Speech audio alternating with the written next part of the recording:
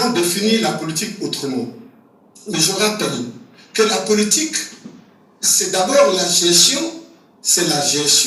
de la chose commune, de la société dans une certaine direction.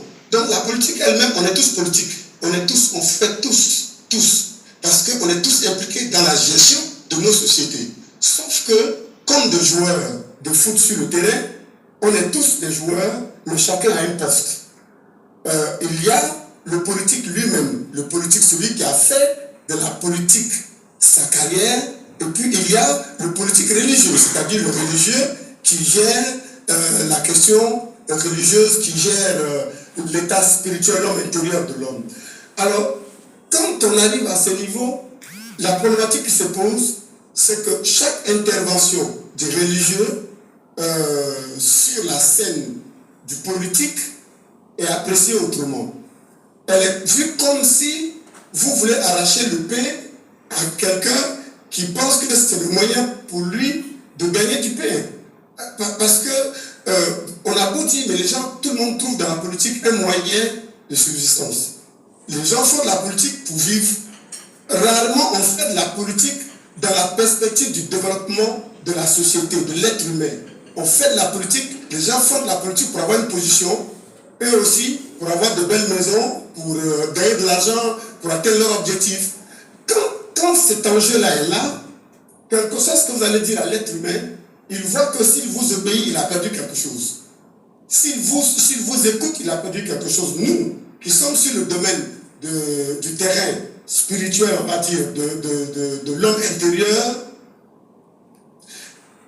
notre rôle, c'est de veiller à ce que celui qui veut faire de la politique son métier et gouverner, gouverne dans le respect des valeurs de la société, des valeurs de l'homme. Donc, les gens ont le sentiment souvent que le terrain de la politique est incompatible avec des valeurs. Parce que c'est le terrain des petits jeux, c'est le terrain des coups bas, c'est le terrain du mensonge, c'est le terrain de la tricherie. Conséquence, quand on a conçu la politique de cette façon-là, accepter d'écouter le religieux qui défend une valeur et qui vous dit, attention, moi en tant que garant moral, moi en tant que celui qui vous interpelle au nom de Dieu, pour qu'en gouvernant l'être humain, vous le gouvernez avec valeur, avec respect, avec éthique, on ne vous écoute plus. À la limite, ce qu'on trouve, c'est que vous êtes un peu, vous gênez.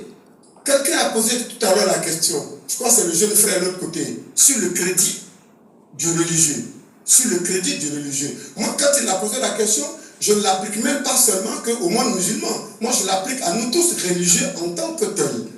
Aujourd'hui, dans notre société, quel est, en tant que, on va dire, représentant de Dieu, celui qui est du côté du faible, celui qui est du côté de la victime, celui qui est du côté des valeurs, celui qui est chargé de défendre les valeurs et de veiller à ce que la société humaine, ceux qui veulent gouverner notre société, qui veulent orienter son économie, sa culture, son développement, s'appuie sur ces valeurs qui fondent la coexistence pacifique.